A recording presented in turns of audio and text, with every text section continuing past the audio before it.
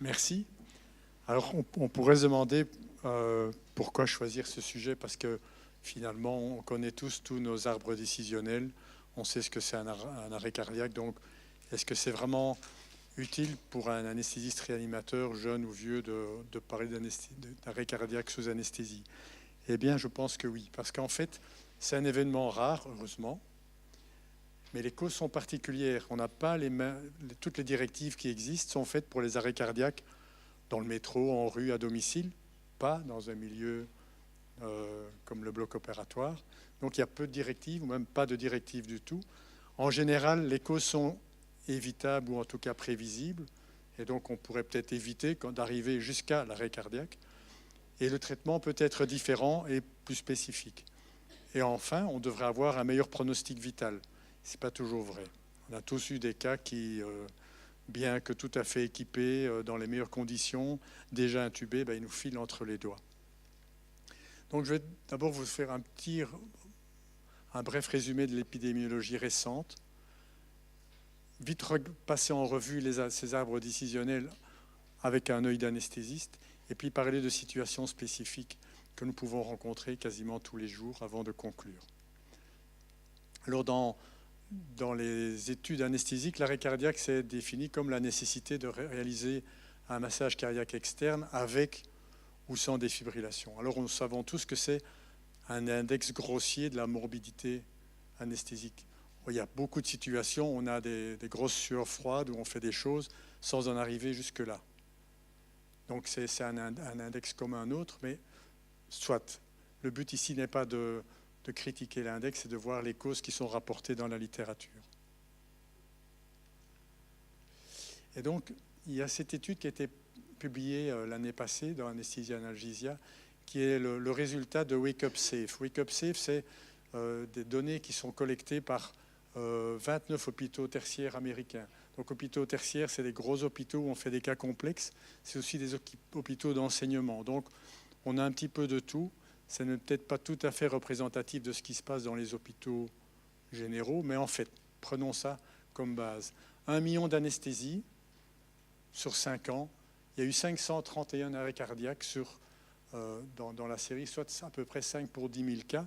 Quand on regarde ceux qui sont vraiment liés à l'anesthésie, c'est 3 pour 10 000 cas.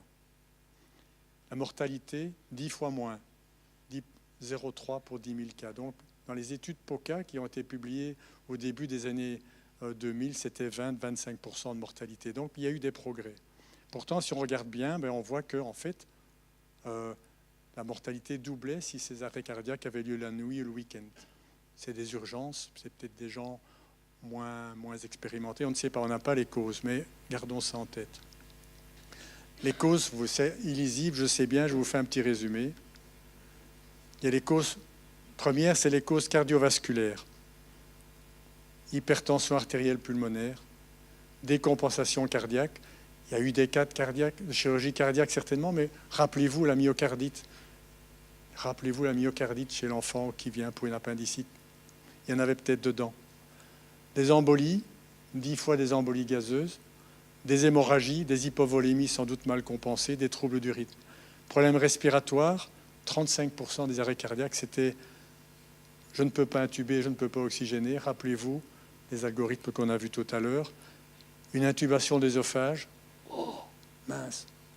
Un laryngospasme, ça peut tuer. Un bronchospasme, aspiration à l'induction, extubation mal gérée. Donc, ce sont toutes des choses que nous pouvons éviter, qui doivent être évitables.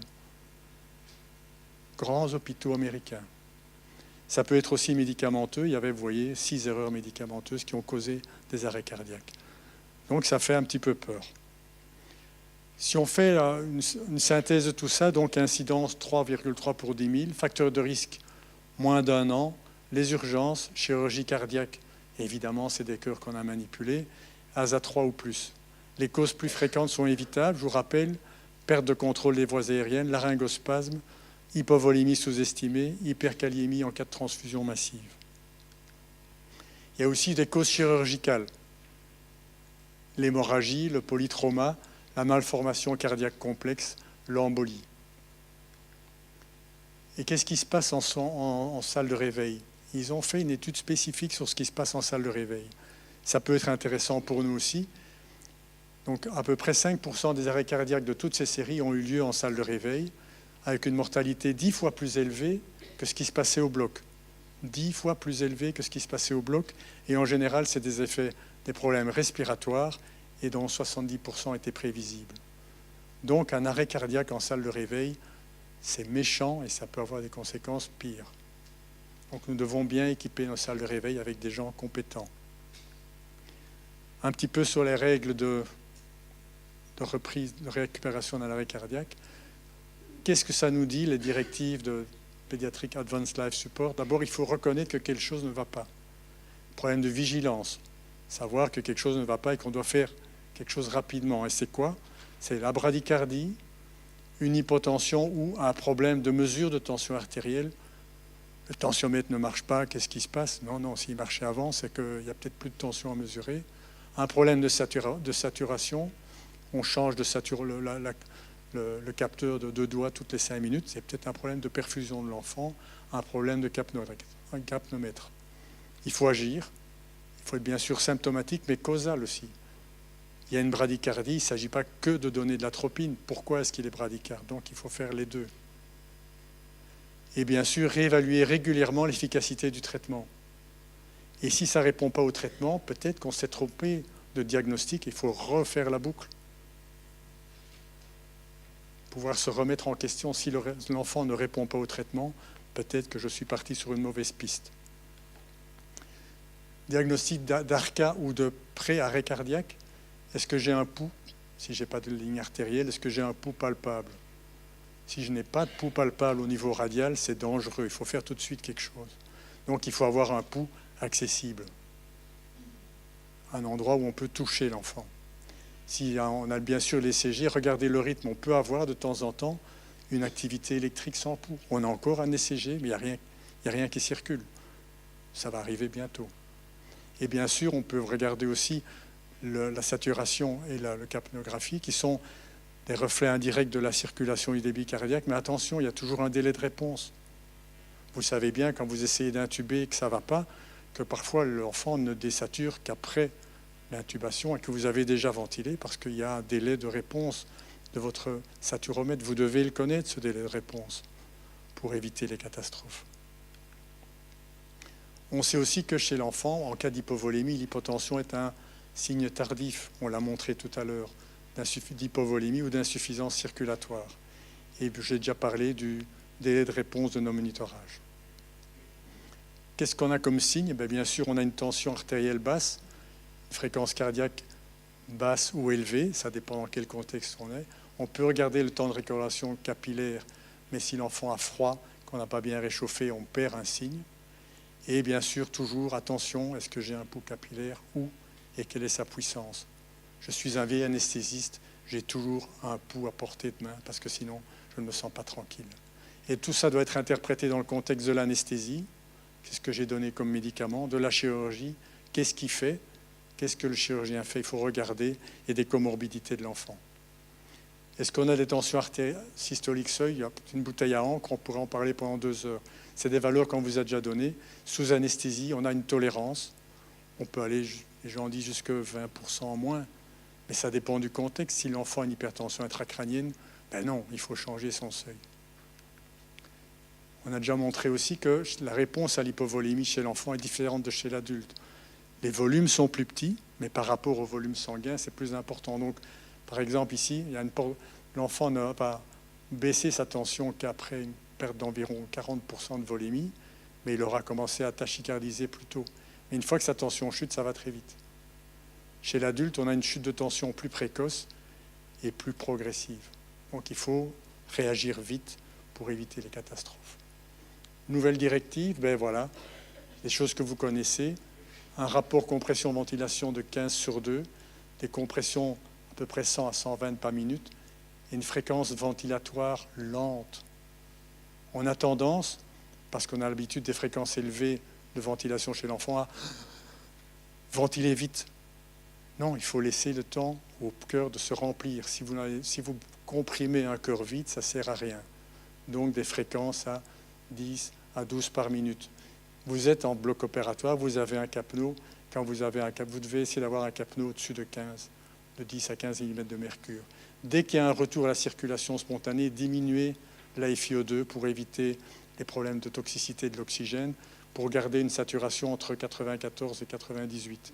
Sauf si c'est un ventricule unique, situation rare, vous avez endormir un enfant qui a une circulation de fond en temps, sauf s'il y a une hypertension artérielle pulmonaire, parce que l'oxygène, c'est le meilleur vasodilatateur pulmonaire qu'on a, nous, en salle, en attendant autre chose. Et après, c'est est-ce que j'ai un rythme défibrillable ou fibrillable? Je ne vais pas insister, vous connaissez ces algorithmes. Et si c'est une tachycardie supraventriculaire mal supportée, vous avez le choix entre l'adénosine ou la défibrillation. Pour les tachycardies ventriculaires réfractaires, on dit amiodarone. Est-ce que c'est une bonne idée en salle d'op? L'amiodarone peut avoir des effets délétères. Donc, dans ma pratique, je ne donne pas l'amiodarone sans l'avis. Vous avez déjà eu le temps de masser et de défibriller quelquefois, donc vous pouvez demander l'avis à un collègue cardiopédiatre pour demander ce qu'il en pense. Et il ne faut pas mettre la lidocaïne à la poubelle. Ça marche bien, la lidocaïne, on en a tous dans nos tiroirs. C'est parti en seconde ligne pour les arrêts cardiaques dans la rue, mais pas en salle d'op. Si vous avez un problème d'accès veineux, ça arrive, la veine sautée, ou bien avant qu'on ait mis la veine, n'oubliez pas l'accès intra-osseux existe. Et il faut en avoir dans les blocs, et il faut savoir utiliser ça. C'est très facile, ça peut sauver des vies. On parle aussi des causes réversibles d'arrêt cardiaque, les 6H cités. Vous connaissez tous ça. En fait, en anesthésie, c'est un petit peu différent. Il y a bien sûr les 6H, et j'ai remplacé hypoglycémie par hypertension intracrânienne, mais il y a aussi hyperthermie maligne et hypervagotonie. Vous avez mis de la clonidine, du Sufinta, du propofol, et puis bradycardie, il s'arrête parce qu'on a tellement mis des choses bradycardisantes qu'il va finir par... Et pour les citer, il y a tous ceux qu'on connaît, mais les toxines, il y a le surdosage, l'allergie, le surdosage, la toxicité aux anesthésiques locaux, mais aussi l'hypertension artérielle pulmonaire et les QT longs. On va revenir là-dessus tout de suite. Donc, situation spécifique. Les choses qui arrivent en salle d'op, c'est l'hypoxémie, l'hyperkaliémie, l'hypovolémie, l'embolie, la toxicité aux anesthésiques locaux et l'anomalie cardiaque préexistante. L'hypoxémie les plus fréquentes, je ne sais pas intuber, je ne sais pas ventiler.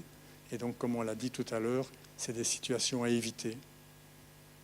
Éviter d'en arriver là par la prévention. Le laryngospasme, le bronchospasme, le corps étranger. L'enfant qui arrive, on fait l'induction, il avait un chewing-gum et le chewing-gum est dans la trachée. C'est des choses qui arrivent. Et bien sûr, des choses stupides qui ne devraient plus arriver, comme la déconnexion de l'arrivée des gaz. On a déjà montré ces dias tout à l'heure. C'est le grand registre des intubations difficiles. Ce que je vous dis là, c'est qu'il y a, sur les 1000 intubations difficiles, 80% étaient prévues, mais qu'il y a quand même eu des 2% d'arrêt cardiaque hypoxique. Donc c'était fait dans des grands centres, des gens spécialisés qui étaient prêts à gérer une intubation difficile et ils ont quand même eu des arrêts cardiaques. Donc ça peut arriver. Donc comme on l'a dit tout à l'heure aussi, si vous avez un bon ORL sous la main, appelez-le vite ou prévenez-le si c'est prévu. Si l'intubation difficile est prévue pour éviter d'en arriver à ces extrémités-là. Les nouveaux algorithmes des RFE, allez les lire, affichez-les dans votre salle d'opération. Ça peut être utile le jour où ça ne va pas.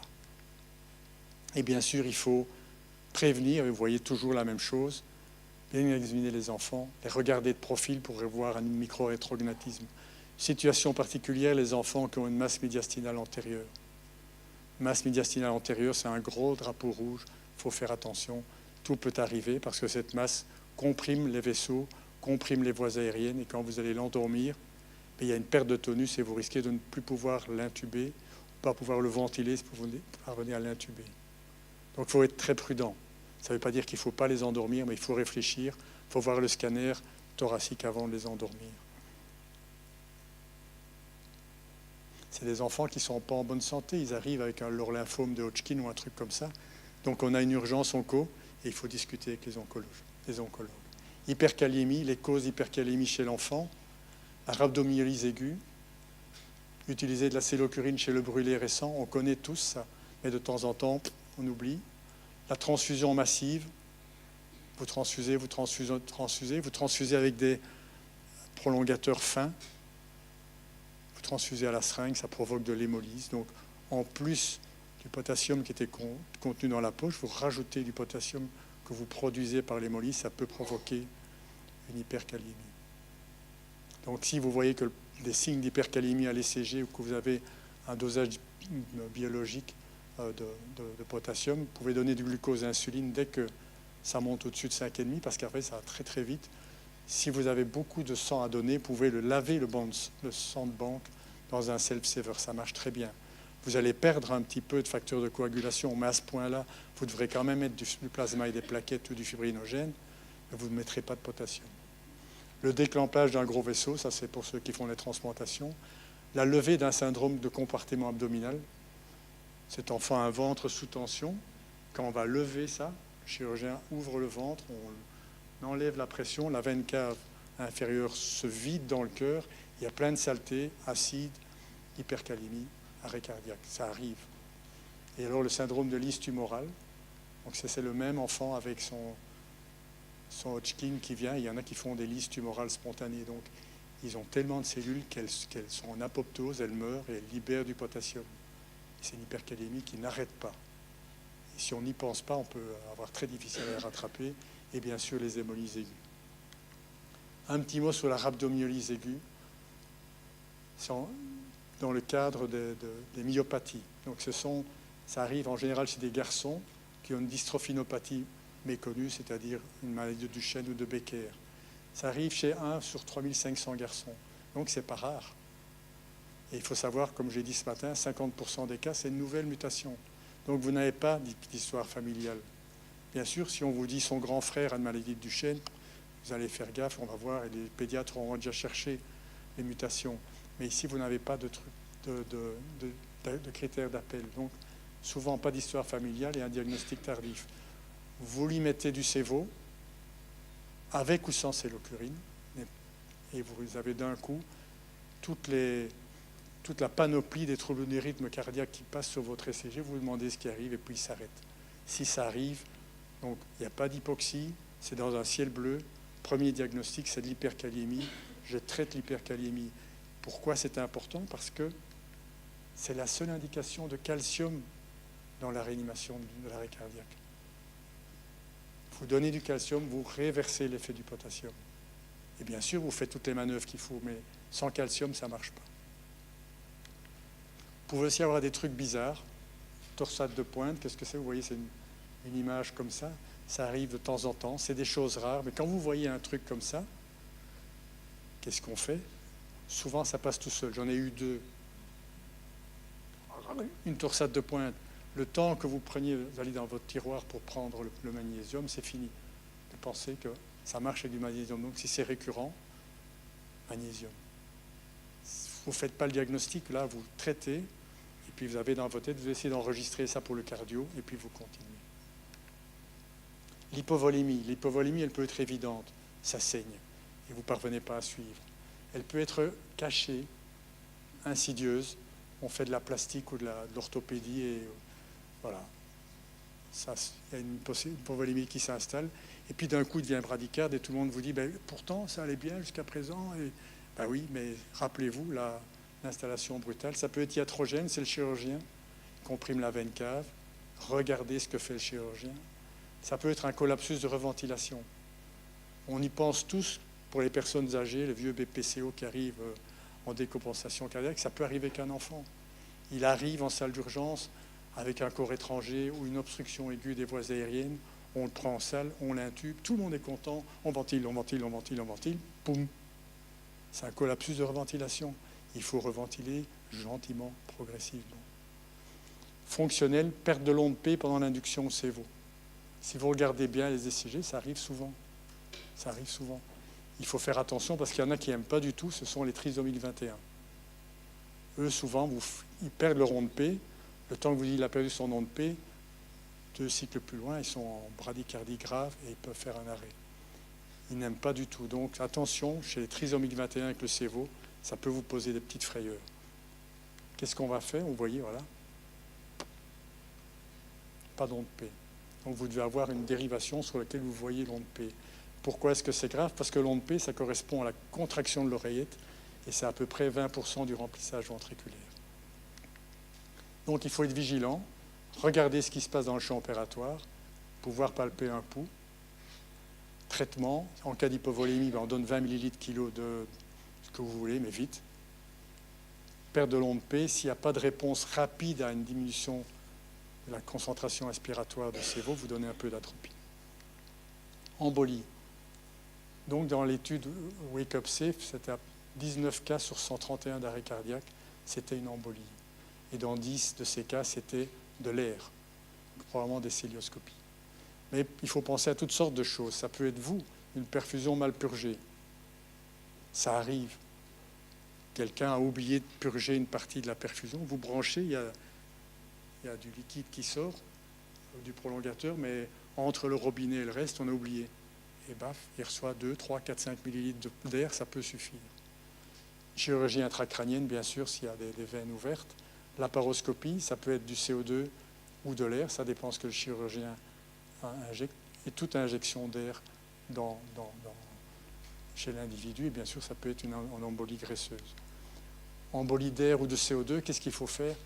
Inutile de le mettre en Trendelenburg en décubitus latéral gauche. Vous perdez du temps, ça ne sert à rien. Il faut masser. Pourquoi? Parce qu'en massant, vous allez briser la grosse bulle d'air qui obstrue la chanteuse de chasse du ventricule droit. Et donc, vous allez de faire d'une grosse bulle des petites bulles qui vont passer. Et donc, la circulation va se rétablir. Et vous faites en même temps, bien sûr, la réanimation classique. Donc, avec l'adrénaline. On peut, malgré tout, même si vous avez fait tout ce qu'il fallait, avoir des embolies paradoxales si un foramen ovale perméable, puisque ça arrive encore 20% de la population a un foramen ovale perméable. Donc, parce qu'il y a une hypertension du côté droit, le foramen peut s'ouvrir et envoyer des bulles. Ou si le volume de gaz est tellement important qu'on dépasse la capacité de filtration du poumon. Embolie graisseuse, ça arrive en orthopédie. Orthopédie lourde, surtout des membres. Donc c'est soit un traumatisme osseux majeur, au moment où on encloue par exemple, ou lors d'une orthopédie. C'est en général tardif et trop tard. Pourquoi? Parce que c'est des petites particules de graisse qui sont embolisées. Et vous devez imaginer l'arbre pulmonaire, et chaque particule va boucher les vaisseaux. Et puis il y a un moment où il y a une énorme résistance qui s'installe et puis ça décompense. Donc là, dans ces circonstances-là, il faut avoir l'écho cardiaque rapide pour regarder s'il y a des trucs bizarres qui flottent dans le ventricule et avoir l'ECMO rapide sous la main. C'est là où il faut c'est la seule façon de récupérer ces cas-là. Toxicité aiguë d'un anesthésiste local, ça, on revient à des choses qu'on connaît mieux. Soit on a fait un surdosage, on s'est trompé, on met 3 fois trop parce qu'on s'est gouré de flacons. Soit on fait une injection intraveineuse accidentelle sans s'en rendre compte. Donc il faut toujours calculer la dose, vérifier ce qu'on injecte, technique rigoureuse, dose test d'adrénaline si on est au bon endroit. Et s'il y a un problème cardiaque, on fait la réanimation avec des petites doses d'adrénaline, 1 à 5 microgrammes kilo. Des petites doses plus petites que ce qu'on nous propose dans les règles de réanimation, parce que si on met des grosses doses, on facilite l'entrée de l'anesthésique locale dans les myocytes. Donc des petites doses. Et bien sûr, vous savez tous que si ça ne répond pas tout de suite, on met de l'intralipide, parce que ça va recapter les anesthésiques locaux au niveau des micelles lipidiques. Anomalie cardiaque. Donc, il y a des anomalies cardiaques qui sont pourvoyeuses d'arrêt cardiaque. C'est l'enfant qui a une sténose aortique. C'est comme chez l'adulte qui a une sténose aortique, c'est la même chose. L'enfant qui a un ventricule unique, l'enfant qui a une hypertension artérielle pulmonaire, l'enfant qui a une cardiomyopathie.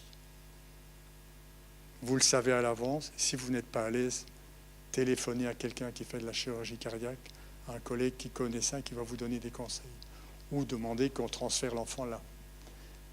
Toujours ne pas oublier qu'un cœur réparé, ce n'est pas un cœur normal. À l'examen clinique, on a parlé déjà ce matin de la présence d'un souffle, d'une arythmie et des antécédents de perte de conscience qui peuvent être, ça peut être de l'épilepsie, ça peut être un QT long, ça peut être une torsade de poing. Pour terminer, il y a des hypertensions artérielles pulmonaires qui sont méconnues et que nous pouvons voir. les bronchodysplasies pulmonaires. Nous, comme anesthésistes, bronchodysplasie, c'est un problème pulmonaire. En fait, physiopathologiquement, c'est aussi un problème vasculaire. Et ces enfants ont un arbre pulmonaire qui est hypoplasique. Et donc, ils sont à risque d'hypertension artérielle pulmonaire. Et il y a un certain nombre d'entre eux qui sortent de l'hôpital avec des pressions systémiques, des pressions pulmonaires, entre un tout petit peu infrasystémique. Donc, ils ont une vie, ça va. Souvent, on attribue leurs symptômes pulmonaires aux problèmes pulmonaires, alors que c'est peut-être d'origine cardiaque. Et c'est quand vous les endormez qu'ils font des soucis. Donc, attention, si vous avez des enfants avec des grosses bronchodysplasies, demandez au pédiatre qui les suit, est-ce qu'il a eu un écho récemment? On est sûr qu'il n'a pas une hypertension artérielle pulmonaire. Et si oui, réfléchissez bien. Les enfants qui ont une hypertension portale, ceux qui viennent régulièrement pour voir s'ils ont des varices, si ça va bien, tout ça, ils peuvent développer un syndrome hépatopulmonaire, mais aussi une hypertension artérielle pulmonaire d'origine portale. Ça arrive, c'est dangereux. Eux, ils se présentent, d'un coup, ils sont plus essoufflés. Les parents vous disent, oh, depuis quelque temps, il est fort essoufflé, il est fort fatigué, écho cardiaque. Les drépanocytaires adolescents aussi. Et bien sûr, la hernie diaphragmatique congénitale opérée, c'est la même chose. Ils ont un petit arbre pulmonaire. Il faut être sûr qu'à un moment de leur suivi, on a éliminé la présence d'une hypertension artérielle pulmonaire. Si vous avez un enfant qui vient avec une pathologie cardiaque, il faut vous y préparer. Et donc, par exemple, pour un fou, vous devez, crayon, papier, dessiner qu'est-ce qu'il a et faire vos objectifs en termes de contractilité, de fréquence cardiaque, de remplissage, d'action sur les résistances systémiques et pulmonaires, et bien sûr, voir quelle est leur saturation à l'air. Ça sort du sujet aujourd'hui, mais c'est la prise en charge d'un enfant cardiaque pour une chirurgie non cardiaque. C'est quelque chose que vous devez être prêt à faire. Donc, pour conclure, il faut être prêt. Donc, tout ce qui est évitable doit être évité. Ça, c'est votre examen préopératoire. C'est votre anesthésie qui a été planifiée. À l'induction d'anesthésie, mettez un ECG et mesurez la tension artérielle dès qu'il y a moyen. Si l'enfant est stressé, il ne faut pas lui mettre tout ça. Vous l'endormez un petit peu, un peu de proto, et pendant ce temps-là, en douce, on met tout ce qu'il faut pour avoir tout de suite un œil sur ce qui se passe. Titrer, bien sûr, les doses des anesthésiques, être vigilant, regarder ce qui se passe, que fait le chirurgien. Rappelez-vous les événements annonciateurs, la bradycardie, la perte du signal de tension du saturomètre, le capnomètre qui cafouille, pas moyen de mesurer la tension artérielle, et bien sûr, vous entraîner à prendre tout ça en charge lors des simulations. Ce sont des situations rares, donc il faut s'entraîner à les prendre en charge. Pendant la réanimation, n'hésitez pas à demander qu'on appelle à l'aide. L'écho cardiaque peut vous aider. On l'a montré tout à l'heure, c'est un cœur rempli, c'est un cœur vide, c'est un cœur qui se contracte bien. Ça va vous aider dans votre réanimation. Pensez à insuffisance surrénalienne. Donc si vous avez une réa qui ne répond pas bien au vasopresseur, peut-être que ça vaut le coup de mettre un peu d'hydrocortisone qui va resensibiliser vos récepteurs. Et si c'est des cas complexes de nouveau, vous êtes dans un hôpital, il y a moyen de contacter des collègues pour avoir une idée, peut-être un autre diagnostic. Après la réanimation, il faut informer les parents. Ce n'est pas facile. Il faut faire un débriefing technique à une RMM pour voir, pas attendre des semaines ou des mois, rapidement. Et faire un débriefing psychologique rapidement avec les infirmières et les chirurgiens. Un arrêt cardiaque, même si ça s'est bien terminé, c'est toujours une épreuve émotionnelle pour toute l'équipe. Il faut remettre l'équipe autour de la table et discuter. Alors vous pouvez, qui est le chef d'orchestre, ça c'est à vous de voir dans l'hôpital. Ça peut être un psychologue qui a l'habitude des situations de crise, ça peut être le plus vieux du service, ça peut être quelqu'un d'étranger, on ne sait pas. Ça vous gérez, mais il faut faire ça. Il faut faire ça pour vous, pour les infirmières, pour vos collègues. Merci pour votre attention. Si vous voulez des petits algorithmes faciles, sur le site de la DARPEF, il y a le truc SCAP. Il ne faut pas être membre de la DARPEF, vous pouvez télécharger. Ce sont des diapos où il y a des situations de crise qui sont décrites en termes de diagnostic et de prise en charge. Vous pouvez trouver la même chose en anglais sur le site de Pediatric Anesthesia. Les Américains ont fait ça. Et alors, il y a quelques références récentes à lire qui sont intéressantes. Merci pour votre attention.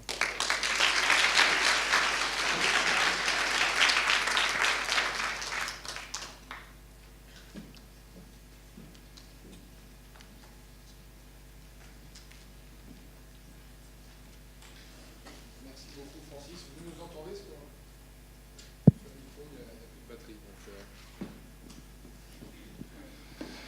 Est-ce qu'il y a des questions dans l'Assemblée?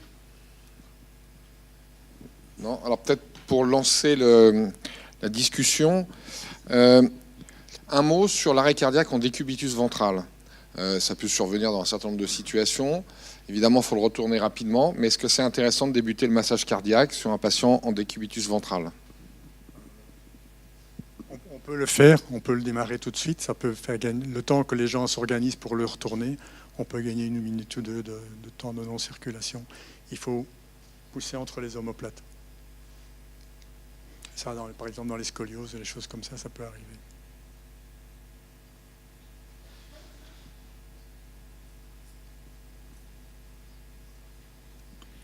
Et si on a un arrêt cardiaque avec une intoxication aux anesthésiques locaux, pas de cordarone, pas de lidocaïne,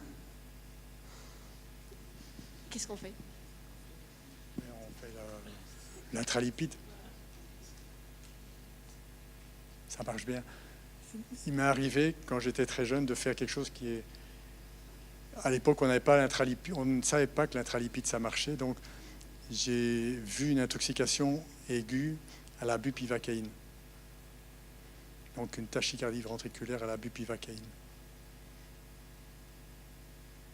Et j'étais bien embêté. Et j'ai mis de la xylocaïne en intraveineux. Ça a marché. On a déplacé... Oui. Donc... et quelques mois après, ça a été publié dans une revue américaine. Un Américain y avait pensé aussi. Mais il ne faut pas faire ça. Il faut avoir de l'intralipide partout où vous faites des blocs avec des anesthésiques locaux. Il faut de l'intralipide à 20%. Juste un commentaire. Je pense parmi les autres éléments annonciateurs auxquels il faut prêter attention, c'est si le chirurgien vous signale par exemple que la couleur du sang dans le champ opératoire est bizarrement devenue un peu plus sombre, voire noire. Il y a quelque chose qui est en train de se passer et donc ça doit être aussi un signe d'alarme pour vous.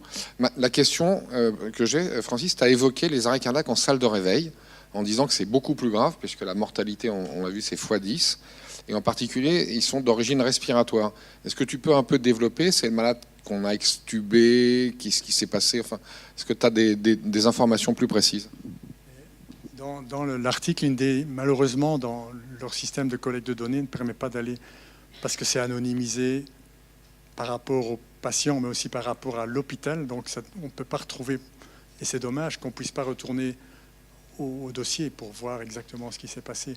Mais c'est probablement, il y avait des extubations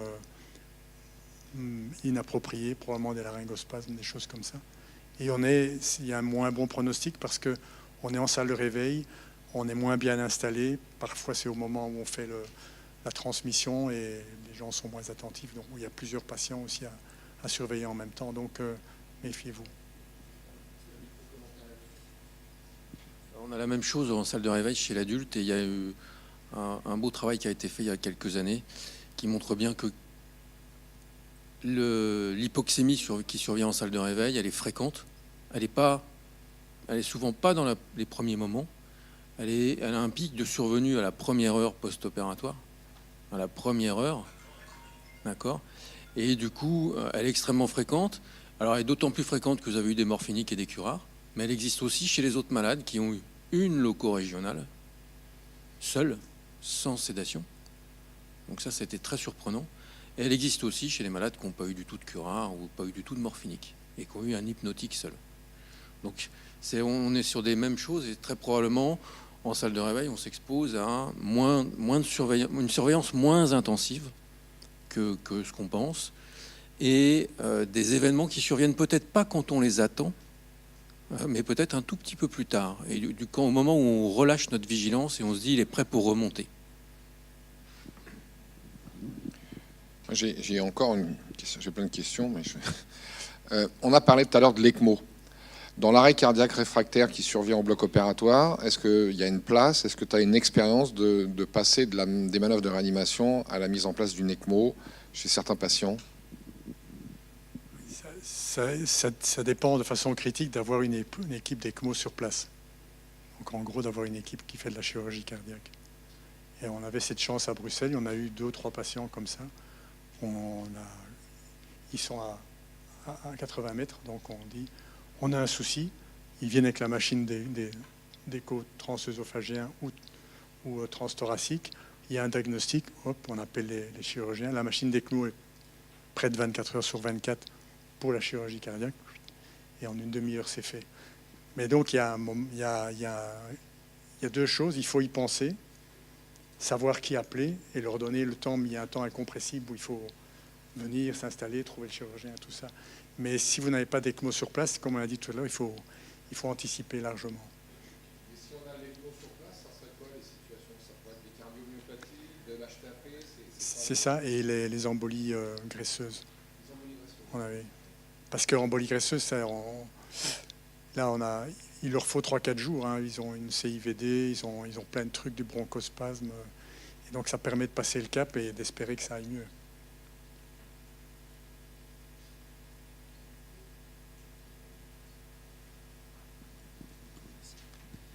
Est-ce que tu penses que l'extubation sur table pourrait diminuer le risque d'hypoxie et de complications en SSPI et par conséquent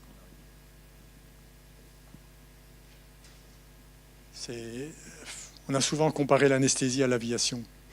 Et donc pour moi, le décollage est aussi dangereux que l'atterrissage. Et je pense qu'on prend beaucoup de précautions à l'induction et qu'il faut prendre les mêmes genres de précautions à l'extubation. Et donc moi, je suis un grand partisan de gérer aussi l'extubation de mes patients.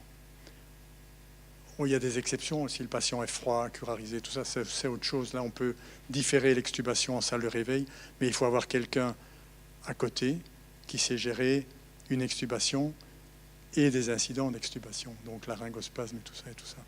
Donc ça dépend aussi du contexte, mais c'est pas anodin.